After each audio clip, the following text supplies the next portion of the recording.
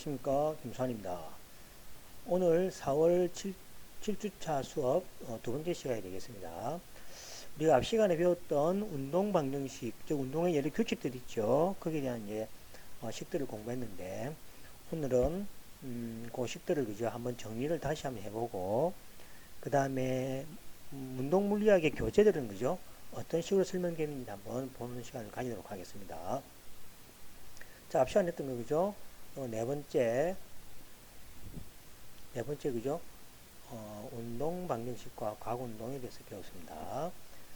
자, 그래 보시면은 우리가 뉴턴의 그죠? 중심하는 운동에 보면은 첫 번째 운동 방정식과 만류 인력이 있었습니다. 그 다음에 운동 방정식에는 첫 번째 그죠? 관성의 법칙 우리 공부했습니다. 두 번째 가속도의 법칙입니다. 가속도의 법칙을 다른 말로 그죠? 우리가 운동 방정식이라고 이렇게 한다고 이야기했습니다. 그 다음에 3번칙은 그죠?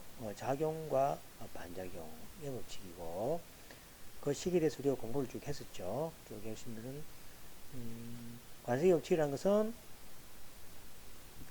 외부의 그 힘을 받지 않거나 또는 외부에서 받는 힘이 있더라도 균형을 만약에 이룬다면 정지하는 물체는 계속 정지하고 싶어하고 운동하는 물체는 계속 등속지선 운동을 하고자 한다라는 게 그죠? 관성의 법칙이었죠. 그 예가 우리가 이렇게 설명했었고 제2법칙은 힘이 그 물체의 힘이 그죠? 작용하지 않을 때는 관성의 법칙에서 정지해 있거나 등속지선을 하거나 둘 중에 하나다라는 얘기죠. 그래서 이제 힘이 이제 작용을 하면은 그 힘의 방향으로 이제 가속도가 생겨서 물체가 움직인다라는 이야기입니다. 그래서 여기에 대한 식을 우리가 앞에 쭉 여기죠 유도했죠. 유도해가지고 힘의 단위도 이야기하고 그죠? 이러한 운동 방식의 식을 우리가 유도했습니다. 기억나실 겁니다. 그 다음에 운동 방식은 이제 그죠? 요 벡터니까 이런 식으로 이제 표시를 한다 그랬고 제 3법칙은 작용과 반작용의 법칙이라고 했죠. 그래서 한쪽을 작용하면은 같은 힘이 그죠? 반대 방향으로 똑같은 힘이 작용한다라는 겁니다. 요거는 뒤에 이제 다시 어떤 교재를 통해서 용수철을 이용해서 한번 또 예를 한번 보겠습니다. 그 다음에 만류인력의 법칙은 만류인력은 질량을 갖는 두 물체 사이에 반드시 작용하는 힘이다 그렇게 이야기했습니다. 그래서 다음과 같은 두 질량을 가지는 물체에 대해서 그죠? 힘은 요 뭡니까? 요 선, 직선상이죠. 직선상을 통해서 힘이 이렇게 똑같이 작용한다 하고 요거로부터 우리가 하나의 식이 그죠? 유도됐었죠. F는 그죠? 요거는 비례상수, 만류상수고 거리의 제곱에 반비례하고 두 질량의 곱에 비례한다 이랬습니다. 그래서 G는 6.7 곱하기 10의 마이너스 11승이고 요 단위를 그죠? 기억해라 그랬습니다. 기억해라 그랬습니다.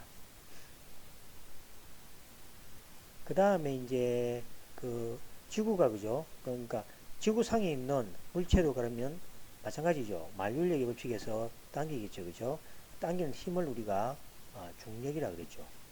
중력이라 그러고 이 중력은 그죠? 엄밀히 말하면 원심력이라는 것은 지구가 회전하니까 그죠? 바깥으로 나가려는 힘이죠.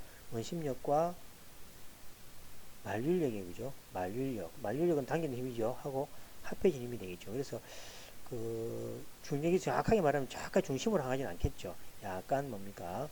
이렇게 빗겨나는 그런 식이 되겠습니다.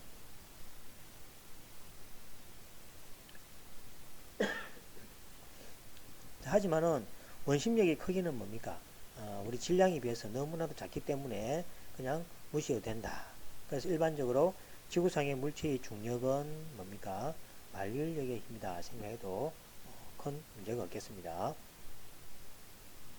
자, 그래서 이제 중력의 크기를 우리가 앞에서 한번 구해봤습니다. 그죠? 그래갖고 여기 앞서 가지고 우리 단위 설명 한번 했었죠. 단위 설명. 요걸 미터, 킬로미터, 세컨드 해가지고 MKS 단위. 여기다가 암페어하고 온도하고 그죠? 절대 온도 켈빈 K죠. 요거를 넣어서 우리가 국제 단위 SI 단위라고 했습니다. 그 다음에 우리가 유도 단위가 있다 그랬죠. 이렇게 이제 가속도의 단위라든지 힘의 단위 이런 것들은 다 유도에서 만들어지는 단위에 대해서 그죠? 유도 단위다 이렇게 이야기합니다. 자, 그 다음에 요 뭡니까? 당기는 힘은 그죠? 당기는 힘은 지구상에 그죠? 요 표면에 있는 거나 바깥에 있는 거나 요 큰 차이가 그죠? 안 나면 인공위성 것이 그죠? 큰 이렇게 멀리 있는 거는 차이가 나니까 다르겠죠. 하지만은 요 지구상에서 뭐 그죠? 아파트 위에 옥상에서 작용하는 거라든지 이런 것들은 그죠? 그 우리 지구의 반지름에 비해서 너무 작기 때문에 무시해도 된다 그렇게 이야기했습니다. 그래서 일반적으로 다음과 같이 우리가 식을 이용해서 뭐 했습니까? 중력 가속도를 알고 있죠. 그래서 지구가 당기는 힘 F는 ma 아닙니까? 그죠? ma니까 여기에 해당되는 여기 가속도가 되겠죠.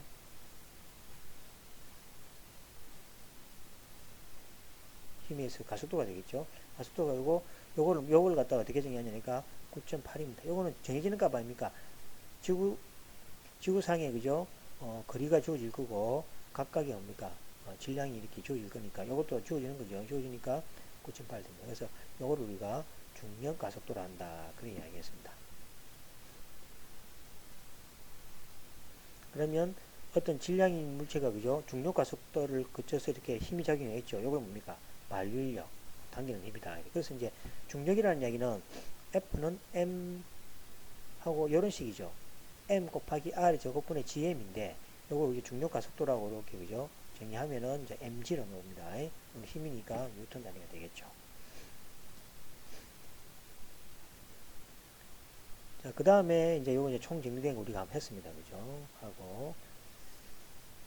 자, 그 다음에 이제 요거는 뭐 도전 문제니까 나중에 뭐 필요하면 제가 설명을 한번 다시 기획해서 하도록 하겠습니다.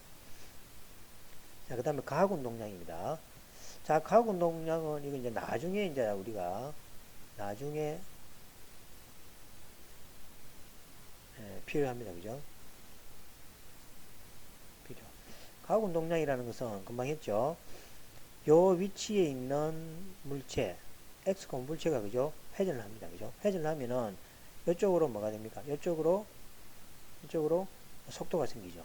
이 속도가 생길 때 이 속도를 어떻게 표시하냐니까 성분으로 표시한다고 우리 하겠죠. 그냥 2차원 상에서의 속도는 우리가 그죠? 수학적으로 그죠? 표시할 수 없기 때문에 어떻게 표시하냐니까 1차원. 이건 X축으로 움직이는 속도는 1차원이죠. 1차원 운동. 이것도 1차원 운동이죠. Y축 따라 움직이는 것도 1차원 운동이죠. 그러면 1차원 X축을 따라 움직이는 속도 Vx하고 Y축을 따라 움직이는 속도 Vy에 뭐가 됩니까? 어떤 성분으로 표시된다. 요 V에 X, V에 Y에 표시된다. 이렇게 이야기했습니다. 그래서 이걸 가지고 이제 우리 앞에 수업 시간에 쭉 유도를 했죠. 유도를 쭉 해서 계산하니까 이러한 식이 나온다는 거죠. 이런 식이. 요거는 이제 나중에 이제 필요하면 증명한다 그랬습니다. 필요시.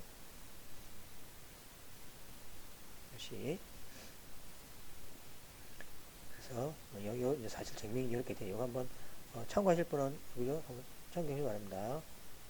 증명입니다. 쭉쭉쭉 하면 이렇게 나온다. 자, 그래서 이제 요 식이 그죠? 요렇게 바뀌어서 있습니다. 그래서 이제 요거를 우리 뒤에 가면 뭐죠? L이라든지 L 또는 그죠? 요렇게 두기도 합니다. 이래 두면은 이 운동 방정식을 뭡니까? 시간에 대해서 미분한 거 하고 그 다음에 각 성분에 작용하는 힘이 있죠. 힘에다가 위치 x, y 점을 갖고 배가 빼게 해준 거하고 같다라는 이야기입니다. 그래서 요거 있죠. x는 위치죠. 위치하고 y 성분을 따르는 속도 빼기 y 성분 곱하기 v x축을 곱해서 빼게 해준 게 요. 그 다음에 질량을 곱해준 것이 요걸 원점 5 주위의 가학 운동량이다. 그죠? 원점 5라는 것은 금방 여기 있죠.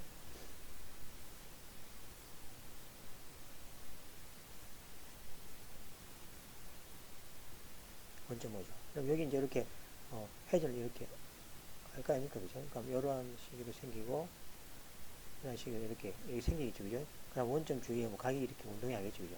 요걸 갖다가 요걸 뭐 각 운동량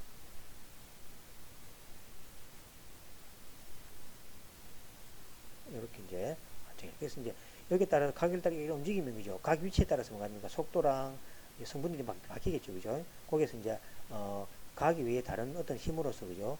표시되는 것을 표시되는 요 식을 그죠? 원점 O 주위의 각 운동량이라고 이렇게 이야기합니다. 자, 이것은 우리가 다음 주쯤 되겠네요. 그죠? 그때 여기 이제 뭡니까? 코리올리의 힘 해가지고 설명을 할 겁니다. 그죠? 이거는 이제 다음 장에서 우리가 한번 같이 써보도록 하겠습니다. 자, 그러면 이제 새로운 장 코리올리 힘과 원심력을 하기 앞서 가지고 우리가 배웠던 요거 있죠? 요것들이 교재상으로는 그죠? 어떻게 표시되는지 설명을 한번 하고 이렇게 넘어가도록 하겠습니다. 자, 교재에 보시면 운동법칙에서 우리 배웠던 내용들이니까 그죠? 이제 쉽게 보면 아실 겁니다. 자, 힘입니다. 힘. 자, 힘이라는 것은 벡터죠, 그죠? 벡터니까 그 벡터의 세 가지 요소가 바로 이겁니다. 힘의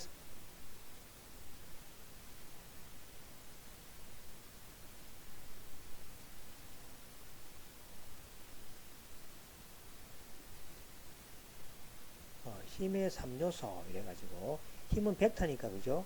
어떻게 됩니까? 크기가 있어야 되겠죠.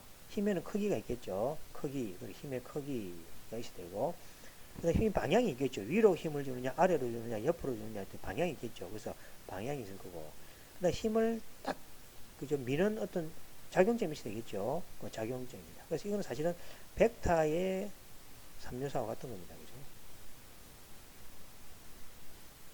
벡터의 뭡니까?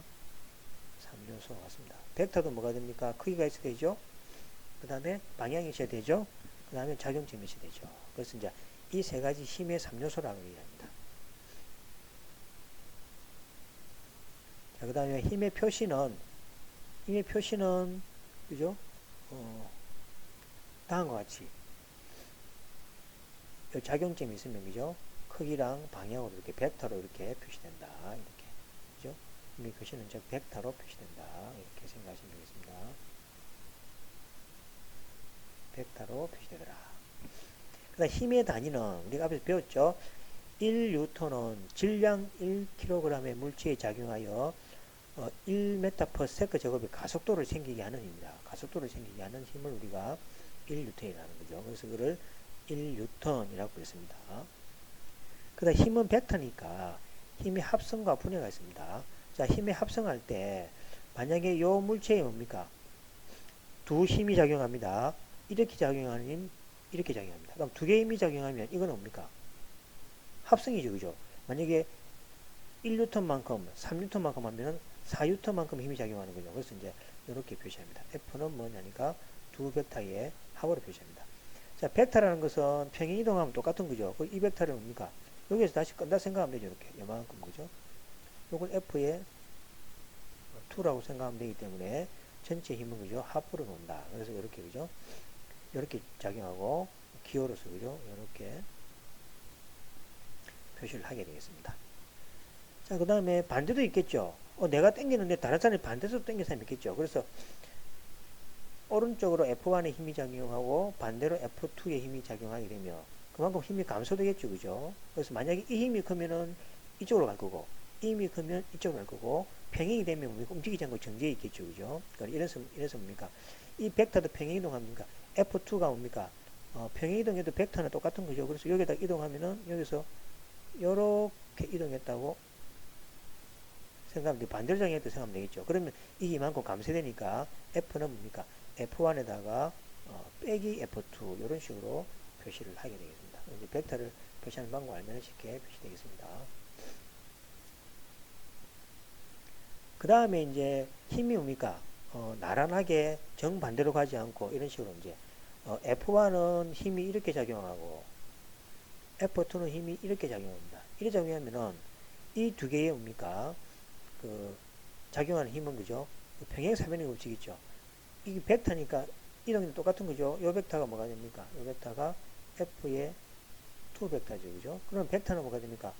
벡터의 합은 종점과 시점을 연결하는 거죠. 자, 이거의 시점이 F1이고, 그 다음 종점이 여기니까 두 개를 연결하면은 여기 바로 뭐가 됩니까? 두 힘 F1, F2에서 작용하는 힘이 되겠습니다. 그래서 평행하지 않고 이렇게 따로 그죠? 이렇게 작용할 때는 이 평행사변의 법칙을 사용해서 힘이 작용한다. 이렇게 기억하시면 되겠습니다. 자, 그럼 삼각형 법칙도 마찬가지입니다. 삼각형 법칙은 자, 이 F1이죠. 이게 F1이죠. 그러면 여기 F2입니다. 그죠? F2면은 자, 요렇게 가는 거니까 요거의 시점이 여기죠. 요거의 종점이 여기죠. 그죠? 그래서 요렇게 작용한다. 이게 똑같은 게 위에가 똑같은 경우죠. 평행사변형이나 삼각형이나 같은 이야기입니다. 자, 그 다음에 힘의 분해는 앞에 이야기했죠. 우리가 2차원 상에서의 어떤 힘이라든지 속도, 가속도는 그죠? 항상 각 성분 있죠. 1차원 운동의 각 성분의 힘, 가속도의 순서상으로 나온다 그랬습니다. 그래서 요 X성분이라는 게 뭡니까? 1차원이죠. 1차원이라는 게 뭡니까? 수평, 여기서 말하면 요거 되겠습니다. 요거 되죠? 이런 경우, 수평 방향에 움직이는 힘이 있죠. 그 힘이 뭐가 됩니까? X성분입니다. 그 다음에 Y성분으로도 힘이 작용하겠죠. 아래 위로, 그죠? 그걸 여기서 이제 힘인데 우리가, X축, Y축을 구분하기 위해서 X를 씁니다. X라고 하면은 뭡니까? 수평으로 왔다 갔다 하는 힘. 그 다음에 Y라고 해버리면 아래 위로 왔다 갔다 하는 힘이 되겠죠. 그럼 요 두 개의 힘의 뭡니까? 이렇게 합성으로서 나온다. 이렇게 벡터를 표시하는 게 이렇게 되죠. F의 X, F의 Y. 이렇게 표시하면 되죠. 이렇게 표시하는 이유는 뭔지 아시겠죠? 벡터라는 의미입니다. 벡터는 이거나 그죠? 이 평행사변형 움직이도 똑같은 경우죠. 그래서 이 점 구분해서 다르게 표시하기 위해서 이렇게 꺽쇠를 해서 우리가 표시를 한다. 이렇게 이야기했습니다. 그 다음에 이거를 이제 뭡니까? 이렇게 표시하는 거. fx는 뭡니까? f 벡터에다가 코사인 세타. 사실은 f는 이제 크기가 되겠습니다. 그러니까 벡터하고 사실 구분을 해야 되죠. 이렇게. 이렇게 하는 게 더 낫겠습니다. 그죠? 그래서 fx는 f 벡터에다가 크기니까 그죠? 크기니까 f를 했네. 그죠? 코사인 세타. 그 다음에 y는 f 사인 세타. 이렇게 표시하죠. 그래서 이걸 갖다 이제 힘의 x성분, 힘의 x성분, 힘의 y성분 이렇게 이야기합니다. 힘의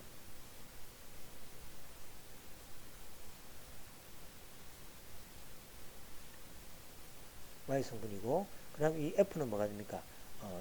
그럼 f는 각 성분을 이렇게, 그럼 f는 뭐가 됩니까? f는 어떻게 표시돼? 이렇게 f의 y 이렇게 된다. 이렇게 두는 장점은 뭡니까? 요거는 1차원 운동이죠. 1차원 운동은 미분해도 되고 뭐 다 할 수 있겠죠. 그죠? 1차원 운동에 각각 또 성분도 표시된다라고 기억하시면 되겠습니다.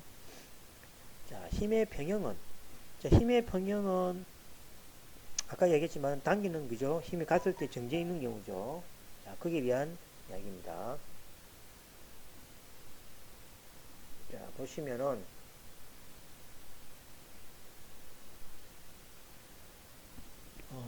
한 물체의 크기가 같고 물체 크기가 같습니다. 크기가 같고 방향이 반대입니다. 방향이 반대인 두 힘이 동시에 같은 작용선상에 작용하면 힘의 효과가 나타나지 않는다. 정지해 있는 거죠. 이러한 경우를 평형을 이룬다라고 이렇게 이야기합니다. 그래서 요 물체에 대해 가지고 같은 힘이 오른쪽 왼쪽 작용하죠. 그럼 요 크기가 같으면은 움직이지 않겠죠. 그죠? 이럴 때를 이제 평형을 이룬다. 이렇게 이야기합니다. 그 다음에 자, 물체 선반 위에 그죠? 물체가 있습니다. 그러면 안쪽으로 뭡니까? 우리가 비었죠. 중력이 작용하죠. 중력, mg죠, mg. F는 mg, 중력이 작용하죠. 중력이 작용하면 이 중력을 뭡니까? 내려가지 못하도록 떠받치는 힘이 있죠. 이 떠받치는 힘이, 요거 힘이죠. 위로 힘이 작용하겠죠. 여기 뭡니까? 수직항입니다. 그래서 이 물체가 뭡니까? 정지해 있죠. 그죠? 그래서 이제 정지해 있단 말은 만약에 중력의 힘이 더 크다면 밑으로 내려가겠죠. 그래서 이제 이 중력의 힘만큼, 이 정지해 있다는 이야기는, 물체가 떠받치고 있다는 이야기는 중력의 힘만큼 뭡니까? 수직으로 떠받치고 있는 힘이 존재한다. 라고 이렇게 되겠죠. 그래서 이제 이것도 합력을 이용해서, 같은 힘이죠. 합력을 이제 0이 되니까 이 중력의 힘과 이 수직항력이 같은 힘이죠. 같은 힘이니까 평형을 이루고 있죠. 그러니까 물체가 이렇게 정제가 있는 겁니다. 만약에 그죠? 중력이 더 크다면 밑으로 이렇게 떨어지겠죠. 자, 그런 형태로 생각하시면 되겠습니다. 자, 그래서 이제 운동의 법칙, 우리가 앞에서 했지만은 이제 어떤, 교재에서는 어떻게 설명하고 있느냐 한번 보는 겁니다. 그죠? 자, 문정 법칙이 관성의 법칙 했습니다. 관성의 법칙이라는 것은, 자, 한번 읽어보시고 뒤로 가겠습니다. 자, 이런 것들은 되고, 자, 우리가 했죠. 자, 외부로부터 물체의 힘이 작용하지 않거나, 작용하더라도 힘의 합력이 0입니다. 합력이 0입니다. 정지해 있는 거죠. 자, 운동하고 있는 물체는 계속 등속도 운동하고, 등속도 운동입니다. 등속도 운동을 하고, 정지하고 있는 물체는 계속 정지하고 싶어 하는 성질을 관성의 법칙이라고 합니다. 관성의 법칙이라고 그러고, 뉴턴의 운동 제1법칙이 되겠습니다. 자, 예를 보겠습니다. 예를 봅시다. 자, 사람이 가만히 앉아 있습니다. 근데 갑자기 차가 출발하면 어떻게 됩니까? 차가 출발하면 사람은 가만히 있고 싶어 하죠. 근데 차는 뭡니까? 간다 아닙니까? 그죠? 그러면 뒤에서 이렇게, 그죠? 한 방 때리겠죠? 한 방 때리면서 몸이 뭡니까? 뒤쪽으로 쏠리는 그러한 힘을 느끼겠죠. 그죠? 그래서 여기 이제 관성의 법칙이 되겠습니다. 그 다음에, 자, 차가 달리다가 갑자기 멈춥니다. 멈추면 사람은 뭡니까? 관성의 법칙에서 계속 달리고 싶어 하죠. 근데 차는 서버렸습니다. 그럼 어찌 됩니까? 앞으로 쾅 받겠죠. 앞으로 쾅 이렇게 받겠죠. 그죠? 그래서 이제 이런 현상을 그 관성의 법칙으로 설명할 수 있다는 거죠. 여기에 더 많이 있죠.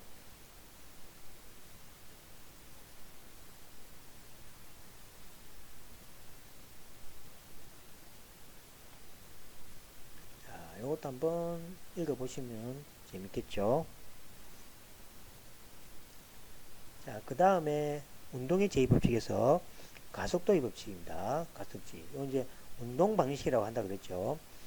자, 가속도는 이제 그 보시 보면은 힘과 가속도. 자, 힘이 크면은 가속도도 크겠죠. 그죠? 그것도 아닙니까? 힘이 클수록 그죠? 움직이는 물체가 빨리 그러니까 많은 힘을 줄수록 뭐가 됩니까? 같은 시간에 더 멀리 가죠. 그렇다는 이야기는 가속도가 크다는 이야기니까 그죠? 힘과 가속도는 비례관계입니다. 자, 그래서 힘과 가속도는 비례관계다. 그래서 다음과 같이 이렇게 쓸 수가 있겠습니다. A하고 F 비례관계입니다. 그 다음에 질량과 가속도는 반비례죠. 만약에 무거우면 뭡니까? 무거우면 같은 힘을 딱 작용했을 때 무거우면은 덜 가겠죠. 그죠?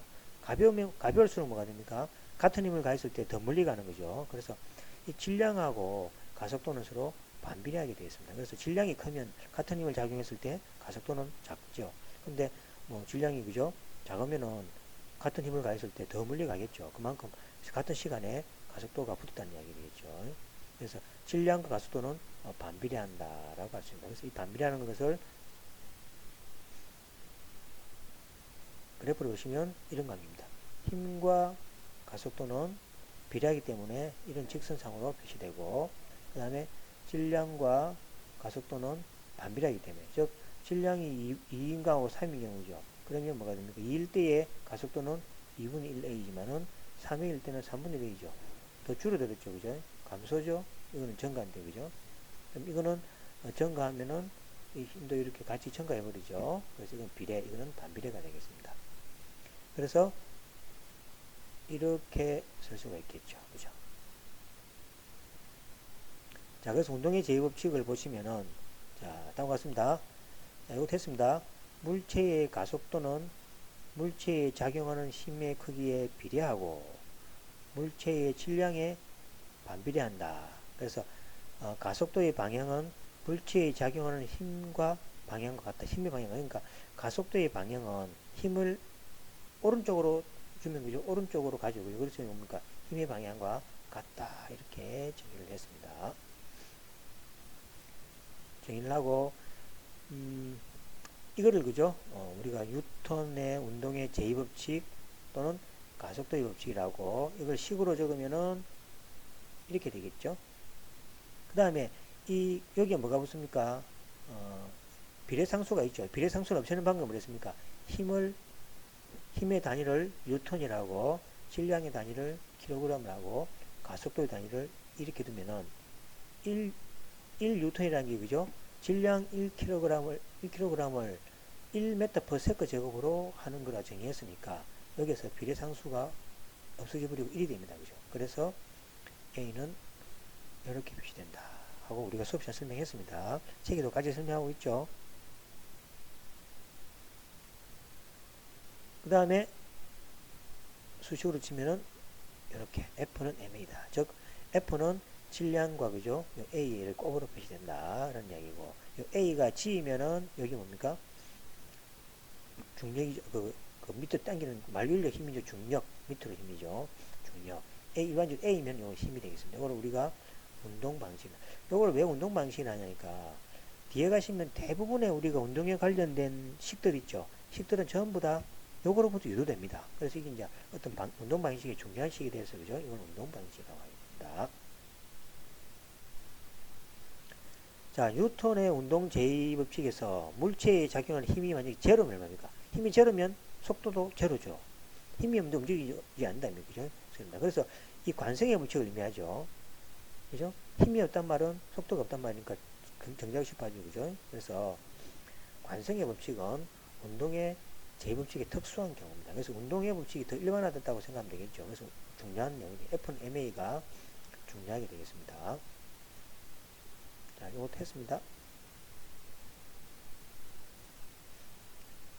자, 이것도 했죠. 이것도 이제 1뉴턴의 힘이라는 이야기는 질량 1kg입니다. 1m/s 제곱 가속도를 가지게 하는 거다. 이렇게 이야기를 했습니다. 요거 필요한 이유가 있었죠. 비례상수죠. 비례상수를 갖다 1로 만들어주기 위해서 여기 이렇게 정의한다고 했습니다. 자, 그럼 문제를 하나 볼까요?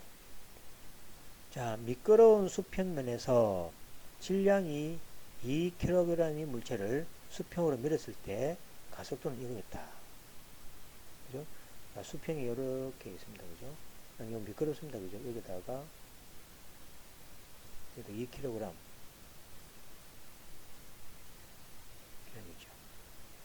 이걸 밀었습니다. 그죠? 얼마를 밀습니까? 여기 힘을 이렇게 가했습니다. 가했을 때 같은 방향으로 뭐가 생깁니까? 가속도가 생기는데 이 가속도가 얼마입니까? 2m/s 제곱이라는 얘기죠. 그겁니다. 자, 이럴 때 물체에 작용한 힘은 얼마냐? 힘은 비하죠. F는 MA니까 그죠? F는 MA니까 M이 얼마면 2kg이고 가속도가 이렇게 주어지니까 그죠? 4N의 힘이 작용됐다고 생각할 수 있겠죠. 자, 그 다음에 이 힘으로 다른 물체를 밀었더니 같은 힘으로 딱 다른 물체를 밀었습니다. 다른 물체를 밀었더니 가속도가 얼마입니까? 줄어버렸죠. 줄다 말은 더 무겁다는 이야기죠. 가속도가 이만큼 줄었죠. 그러면 더 무겁다는 이야기 아닙니까? 그래서 이 무거운 질량이 얼마냐는 이야기죠. 그래서 F는 M을 쓰면은 M은 A분 F니까 F가 4N이라고 그랬죠. 4N이고 가속도가 변했죠. 0.5m/s 제곱이니까 계산하면 8kg이죠. 그래서 2kg보다 더 큽니다. 더 무겁습니다. 그죠?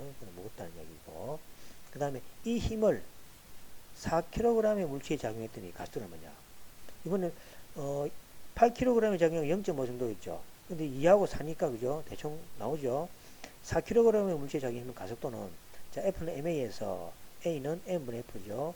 자, 4N에다가 4kg이니까 1m/s 제곱해서 이러한 그죠? 가속도가 논다. 라고 이제 문제를 풀 수 있겠습니다. 자, 그 다음 마지막 운동의 제3법칙이죠. 자, 작용과 반작용의 법칙입니다. 자, 이거는 우리가 실험해 볼 수 있는 경우가 있습니다. 자, 두 개의 용수철을 준비합니다. 그림 3-7과 같이. 자, 용수철 저울 A와 B를 마주 걸어서 서로 당기게 합니다. 그럼 저울 B를 당겨보면 가만히 있는 것도 눈금이 똑같이 나타납니다. 자, 이렇게 되는 거죠. 자, 이거를 당깁니다. 그죠? 이걸 이렇게 당기면은 이것만 눈금이 바뀌는데 똑같은 눈금이 생긴다는, 나온다는 얘기. 이거를 봐서 뭡니까? 이렇게 당기면 반대로 당기는 힘이 존재한다는 얘기죠. 그래서 용수철 A와 B를 마주 걸어서 저울 B를 당깁니다. 저울 B만 당기면 뭐가 되냐면 A에 대해서 그죠? 눈금이 변해야 되겠죠. 그런데 A가 또 당기는 힘이 존재하기 때문에 그죠? 눈금이 똑같이 나타난다. 예를 들어서 만일 용수철 B로 용수철 A를 50N의 힘으로 당기면은 용수철 A도 B도 50N의 힘을 끌어당기기 때문에 두 절의 눈금이 똑같다는 얘기죠. 그래서 이제 그 작용과 반작용이 작용한다는 하나의 예가 되겠습니다. 그래서 한쪽에 당기는 힘을 작용이라 그러고 반대쪽으로 작용하는 힘을 반작용이라 그럽니다.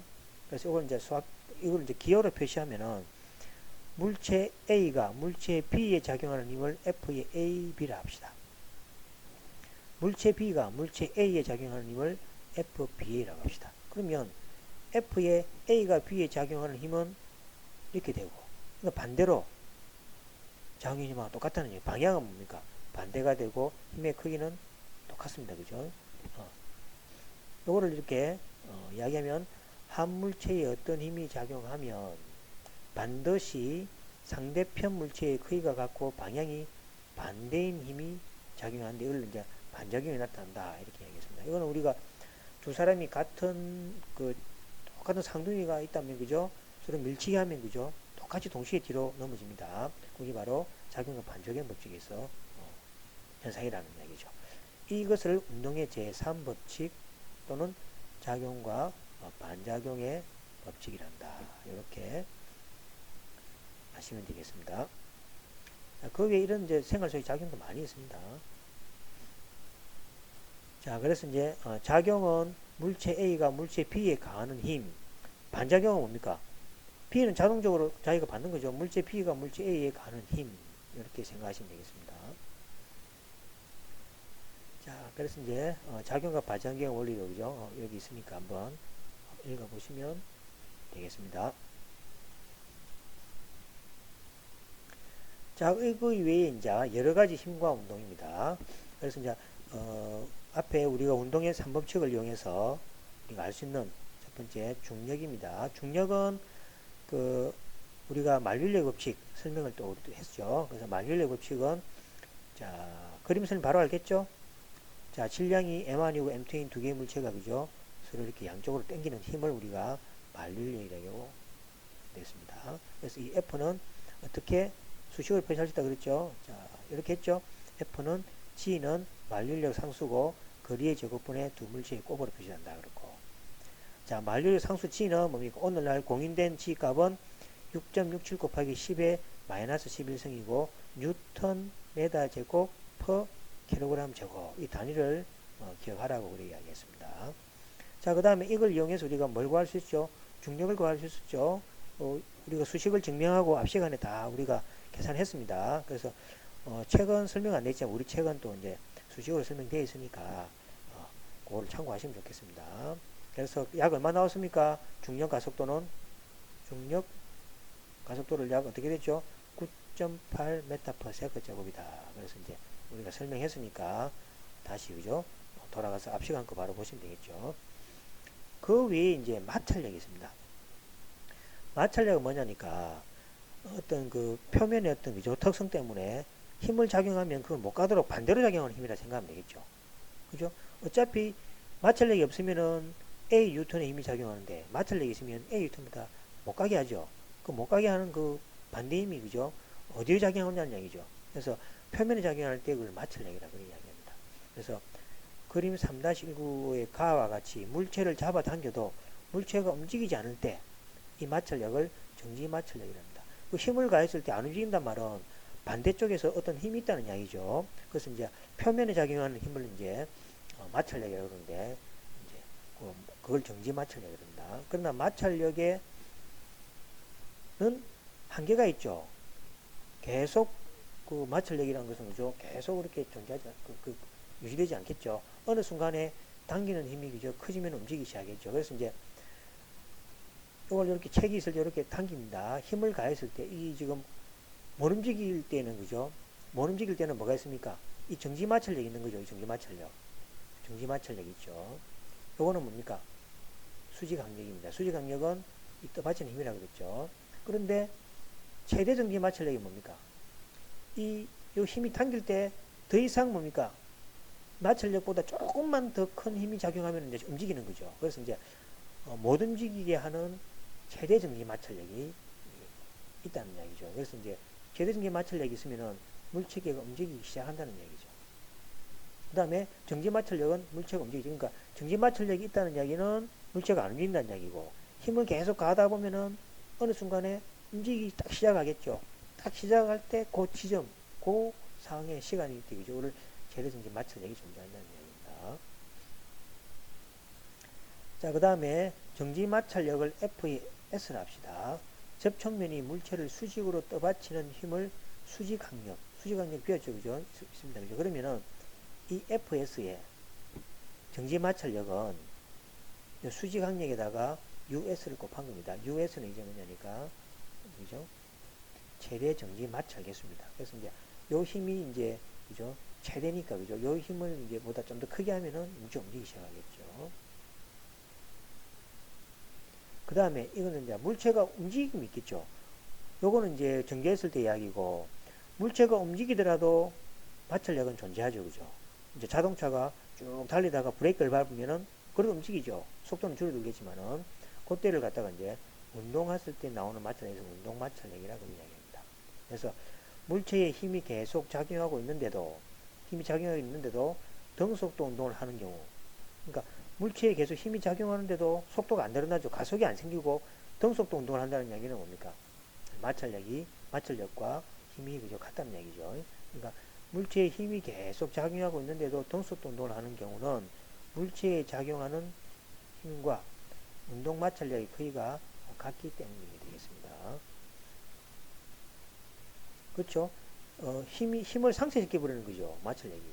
물체에 힘을 계속 작용하면 속도가 계속 늘어난다. 자동차를 생각하면 되죠. 자동차로 가속도를 가지고 쭉쭉 밟아주면 속도가 계속 늘어나죠. 계속 늘어나는데도 뭡니까? 등속도 운동을 한다는 경우는 가속이 안 생긴다는 이야기는 뭔가 잡고 있다는 이야기죠. 이게 이제 브레이크를 밟고 있다든지, 뭐, 그죠? 안 그러면, 그 뭡니까? 사이드 브레이크가 잡혀갈까, 그죠? 마찰력이 있다는 이야기 되겠죠. 자, F는 이제 이렇게 뭐 K, SK 이렇게 이제 그것만 다르겠습니다. 이 식은 똑같습니다. 요거는 운동 이제 그래서 이제 요 UK를 그죠? 운동 마찰 개수라고 이야기합니다. 요거는 운동 중에 나타나는 마찰입니다. 마찰력입니다. 그래서 마찰력이니까 F니까 소문자로 적었습니다. F는 MA인데 그죠? MA인데 그 비슷하죠? M 해당되는 게 요 마찰 개수고 A에 해당하는 가속도가 뭡니까? 이렇게 위에 그죠? 떠받치고 있는 수직 강력이라 생각하시면 되겠죠. 자, 그래서 마찰 개수는 접촉면의 종류나 상태에 따라서 다르죠. 즉 얼음 위에서의 그죠? 마찰 개수는 아주 작겠죠. 그런데 뭡니까? 뭐 돌 이런 데는 마찰 개수 크겠죠. 그죠? 그래서 이제 접촉면의 종류나 상태에 따라서 다르지만은 넓이와는 관계가 없습니다. 그래서 뭐 접촉면이 물론 뭡니까? 접촉면이 넓으면은 그죠? 접촉면이 넓으면은 마찰 개수는 접촉면의 종류와 상태에 따라 다르지만은 접촉면의 넓이와는 무관하다는 얘기죠. 그래서 이 말은 접촉면의 넓이입니다. 넓이와는 얘기죠. 크게 이제 관계가 없다는 얘기죠. 그래서 이제 접촉면이 만약에 음, 헷갈리겠죠. 넓으면 마찰력이 클 수 있는데 그거는 뭡니까? 그 접촉면의 종류로 이렇게 생각하는 거죠. 그래서 이제 만약에 마찰력이 없는 형태에 대해서는 마찰이 전혀 없다고 생각하면은 넓이하고 관계없다는 얘기죠. 그 말입니다. 그래서 종류하고 관련된 겁니다. 자, 그 다음에 탄성력입니다. 마지막으로. 탄성력은 뭐냐니까, 자, 어, 물체가 힘을 받아 변형될 때 원래의 모양으로, 스프링 같은 경우죠. 원래의 모양으로 되돌아가려는 성질이 있는데 이것을 탄성이라고 합니다. 원래 되돌아가는 거. 이제 스프링 같은 경우는 뭡니까? 우리가 누르지만은 다시 복구되는 현상이 있죠. 그런 거는 탄성이라고 합니다. 자, 탄성도 보시면은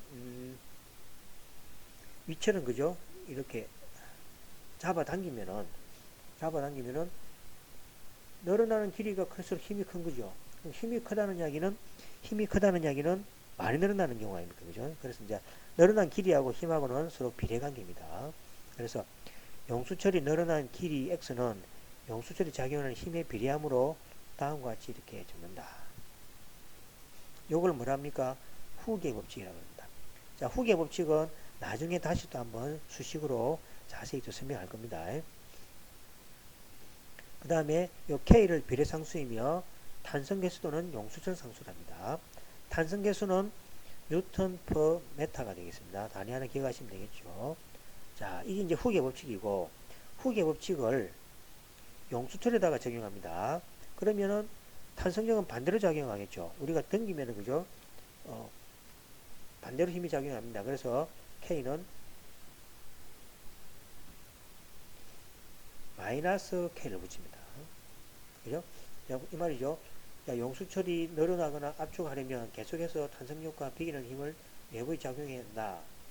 다른 말로 하면 탄성력은 후계 법칙에서 구한 외부에서 작용한 힘과 크기가 같고 반대인 힘을 말하는 것이죠. 그래서 탄성력은 F는 마이너스 KX가 분다는 것을 꼭 기억하시기 바랍니다.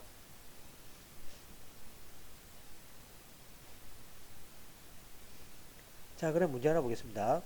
자, 어떤 용수철을 10N의 힘으로 당깁니다. 상상되죠? 근데 2cm 늘어났습니다. 10N으로 탁 당기니까 2cm가 늘어나죠. 이 용수 상수를 말하는 거죠. 자, 그러면 용수철은 F는 KX죠. KX고, K는 X분의 F입니다. 이때 마이너스를 붙여도 관계없죠. 이 상수를, 그죠? 상수를, 그죠? 그 방향,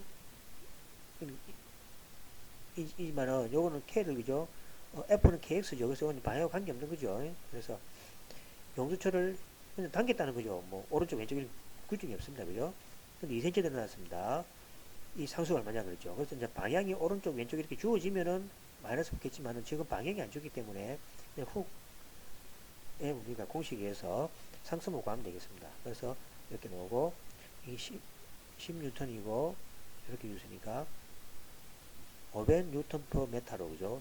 그래서 이제 상수는 요런 상수를 가진다라고 이해하시면 되겠습니다. 자, 여기까지 해서 이제, 그죠? 우리가 이제 다 했습니다. 여기 이제 운동의 법칙들입니다. 그래서 이 운동의 법칙들을 알아야만이 그 운동에 관련된 수식을 우리가 세울 수가 있죠. 우리가 앞에서 배웠던 그 뭡니까? 그 속도, 가속도 이거 외에 좀 더 복잡한 자연상에는 그죠? 여러 가지 힘도 작용하죠. 그래서 요 식의 규칙을 이용해서 많이 유도를 하게 되겠습니다. 자, 그래서 오늘은 여기까지 하고 다음 주 8주차 때죠. 8주차 때는 이제 그죠? 요 배웠던 요걸 이용해서 이제 코리올리 힘과 원심력에 대한 그 수식도 한번 유도하고 또 수식을 또 어떻게 해서 사용하는지 한번 적용해 보도록 이렇게 하겠습니다. 자, 여기까지 하고 다음 주에 뵙도록 하겠습니다. 매우 수고하셨습니다.